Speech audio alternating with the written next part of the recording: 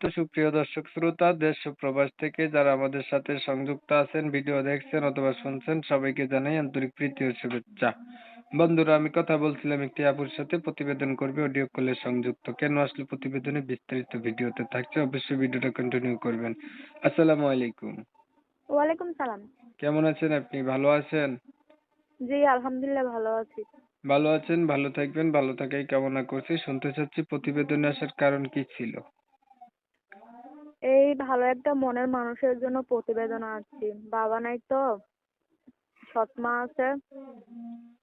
মায়ের কাছে থুয়ে গেছিল, মাটা মইরা গেছে। বাবা আরেকটা বিয়ে করছিল। কারণ সৎ মার কাছে থাকি, জ্বালা যন্ত্রণা দেয়।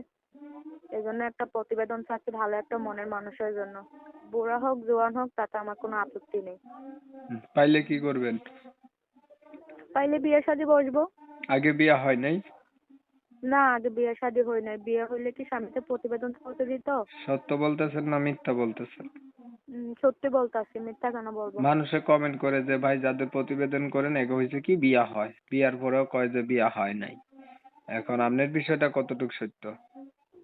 আমার বিষয়টা অনেকই সত্য, কারণ আমার বিয়ে শাদী হয় না। বিয়ে শাদী হলে বয়স তো কত? স্বামীকে বয়স কত? প্রতিবেদন আমার বয়স 18। লেখাপড়া করছেন আপনি? লেখাপড়া ক্লাস 8 পর্যন্ত করছি। কোরআন শরীফ পড়তে পারেন? জি, আলহামদুলিল্লাহ পড়তে পারি। নামাজ পড়া হয়নি? নামাজ পড়েন? জি, নামাজ পড়ি। নামাজও পড়েন। বিয়া হয় নাই আগে না? আচ্ছা, এখন আপনি বলছিলেন বয়স্ক যদি মানুষ পান তারপরেও তাকে আপনি বিয়ে করবেন, তাই না? জি। এখন আপনার যেহেতু বিয়ে হয় নাই, আপনি অবিবাহিত মানুষ, আপনি বিবাহিত মানুষ বা বয়স্ক মানুষ কেন বিয়ে করবেন? আপনি আপনার মতো কম বয়সের একটা মানুষকে বিয়ে করবেন, বুঝছেন? কি করবো, গরিব শরীফ মানুষ, যৌতুকের জন্য কেউ বিয়ে শাদী করে না। আর অনেক দুঃখ কষ্ট পড়ে প্রতিবেদন আসছি। সৎ মা অনেক জ্বালা যন্ত্রণা দেয় তো, এই জন্য। আচ্ছা, মানে সৎ মায়ের জ্বালা যন্ত্রণা, এখন আপনি যেমন মানুষই পান যে আপনার সুখে দুঃখে পাশে থাকতে দায়িত্ব নেই, এমন মানুষ পেলে আপনি বিয়ে করে লাইবেন, এই তো? জি। ঠিক আছে, আপনার বিষয়টা আমি একটু ক্লিয়ার করছি। প্রিয় দর্শক শ্রোতা, শুনছিলেন আমি কথা বলছিলাম, এই আপুটি দেখতে কিন্তু চমৎকার সুন্দর।